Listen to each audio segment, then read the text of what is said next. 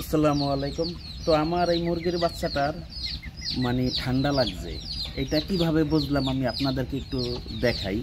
আপনারা যারা দেশি মুরগি লালন পালন করেন বাড়িতে, তো আপনাদের হাঁস মুরগির যদি ঠান্ডা লাগে আপনারা কিভাবে বুঝবেন যে মুরগিটা ঠান্ডা লাগছে?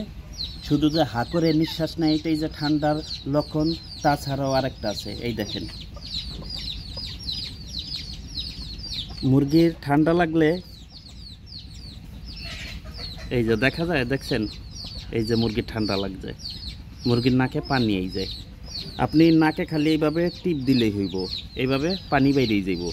তো এখন এই মুরগিটাকে কি ট্রিটমেন্ট দিমু আপনারা পুরো ভিডিওটি দেখুন, আশা করি বুঝতে পারবেন। ওর সাথে সবগুলা মুরগি ঠিক আছে, ওর আরেকবারও ঠান্ডা লাগছিল, ওইবার ভালো হয়েছে, আবার আজকে আবার ওর দেখি ঠান্ডা লাগছে, ঠিক আছে। তো এখন মুরগিটাকে আমরা ওষুধ দিমু, আপনারা সাথে থাকুন। এই দেখেন, এই যে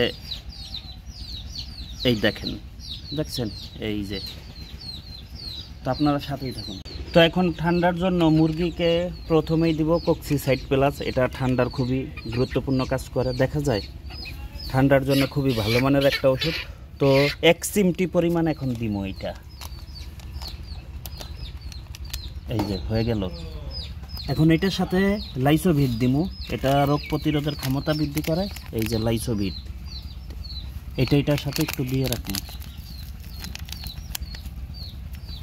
এটাও 1 চিমটি পরিমাণ দিতে হইব। আপনি লাইসোভিট সব ওষুধের সাথেই প্রয়োগ করতে পারবেন, দেখছেন 1 চিমটি পরিমাণ। এই যে হয়ে গেল। এখন এটা আক্রান্ত মুরগিটাকে খাওয়াই দিতে হইব। তো এইভাবে মুরগিটাকে হা করাইয়া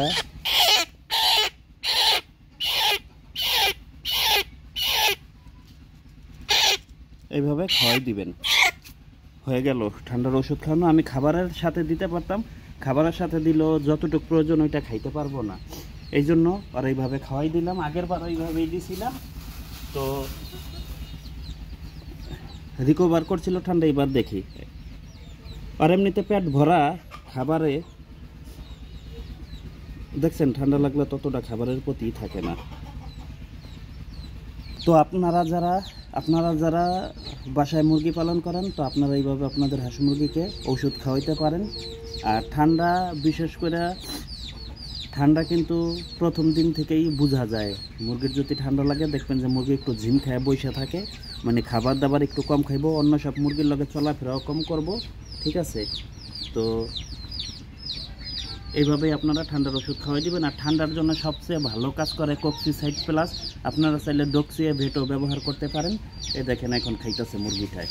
তো আপনারা সবাই দোয়া করবেন আমার মুরগিটা যেন সুস্থ হয়ে যায় খুব তাড়াতাড়ি। সবাই ভালো থাকুন, সুস্থ থাকুন, আল্লাহ হাফেজ।